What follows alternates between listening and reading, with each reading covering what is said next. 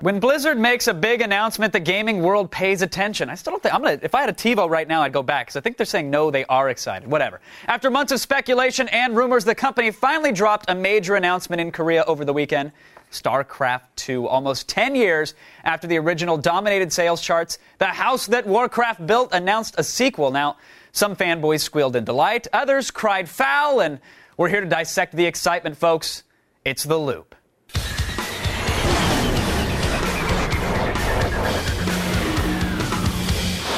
My guest tonight from San Francisco, managing editor for OneUp.com, Garnet Lee is here, and from Chicago, co-lead blogger for WoW Insider, a blog about all things Blizzard Entertainment, Mike Schramm. Nice job with the point, hey, Kevin. Mike, by the way. Loved it. Guys, welcome to The Loop. I want to start with you, Mike, because Starcraft, this thing is like the NFL in Korea. We know gamers play it professionally. People watch matches on TV. So we know that Korean gamers, they're certainly excited by this announcement. But over the weekend, how did gamers feel? What's the sense? Did you read any blogs? Are they just as excited? Was it that 63% are excited or aren't excited? I think they are excited. I think they weren't let down by the announcement. So I think they are excited. I think that's true. I think gamers are excited about this. Because StarCraft now is the gold standard of real-time strategy. It's the number one game to play when you want to play real-time strategy. Warcraft 3 did really well, and people want a new StarCraft. They want a new challenge in terms of real-time strategy, and I think Blizzard's ready to give it to them.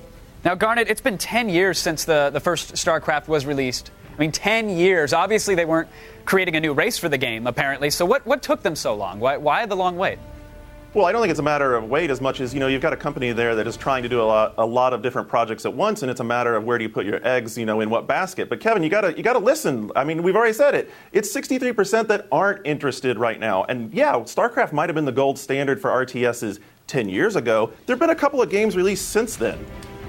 Well, people are still playing StarCraft in tournaments, though, Garnet. They're still going back to StarCraft to play it. So I think that professional people are gamers, interested. but professional gaming is a very niche element of the overall gaming community, and especially outside of Korea. Certainly, where StarCraft has taken on its own personality and become something greater, like it has in Korea, that's certainly one situation. But I think for North America and possibly Europe, there have been a lot of great strategy games that have gone, light years beyond where StarCraft was.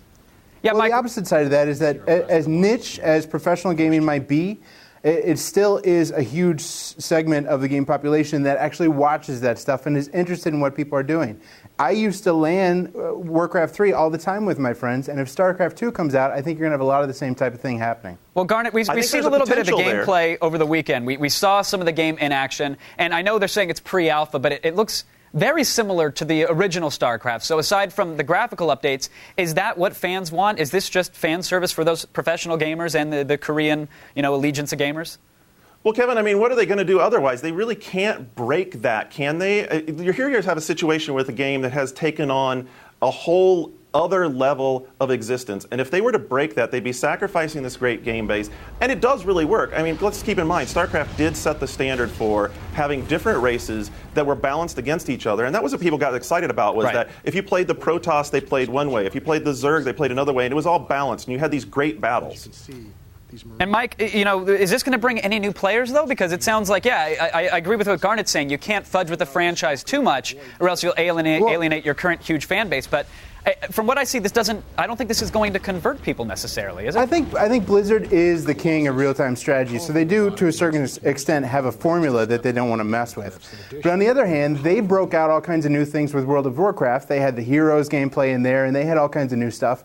And I think that there is new stuff in this StarCraft. We've only seen the alpha so far, and Blizzard is notoriously quiet about new features until they work. So you say even like there may not be a new race in the game, I would say if they are trying to put a new race in the game, we just haven't heard about it yet. They kept the Blood Elf secret for so long out of World of Warcraft. I would say that there are big features to this StarCraft that we haven't heard about yet. Garnet, can you speak to that? Do you think they're waiting to announce some super megaton kind of addition to the game? Oh, hey, we all want to speculate like that and dream that there might be an extra race, and I don't think that's beyond the realm of possibility. But let's not fool ourselves. This Blizzard that's working on this project is not the Blizzard that built the original StarCraft. Most of that talent base has scattered to the wind to a number of different studios built on those successes. So this team really has a lot to prove.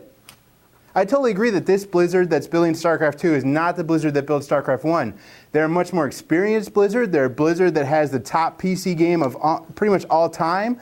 They're a Blizzard that knows how to reach the casual players. And they're a Blizzard. This project, wait a minute, this project is being led by the producer who last did a Middle-earth real-time strategy game by Electronic Arts that everyone went, Well, Chris Metzen is working on this game. Rob Pardo is working on this game. Those are the people at Blizzard that worked on World of Warcraft and that can bring StarCraft 2 to casual players if anyone can. I don't think it's going to be a huge hit for casual players, but I think that they are going to try to put elements that they learned, LX specifically, elements that they learned from World of Warcraft into the new StarCraft game. That's what I think. So would you like to see hero play in there? Because hero play for me wasn't something that I really gravitated to.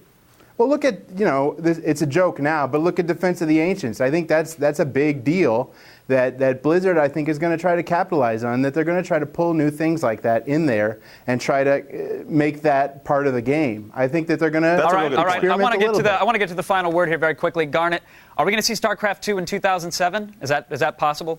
No, we're not going to see it in 2007. And Kevin, I'll tell you why, and I'll say this right now. Not only are you not going to see it in 2007, you don't have to worry about it bringing people to the PC because this won't be a PC-only title. It will be on next-gen consoles, and it'll be out in Christmas of 2008. Oh, wow. All right. I want to thank our guests, Garnet and Mike. Listen, there's no doubt that Blizzard games are successful and that they set trends, but I'm sorry, you do have to forgive me for being a bit skeptical this time around. I mean, instead of revamping the gameplay for players like myself or expanding the universe, it looks like we're getting, like the spit and polish version of something that we already own, or at least we did own back when the Spice Girls were huge. So unless they announce some genre-defining changes, I'll see you guys over in the other world. The one with the Warcraft? Just saying. Attack of the Show, weeknights at 7, only on G4.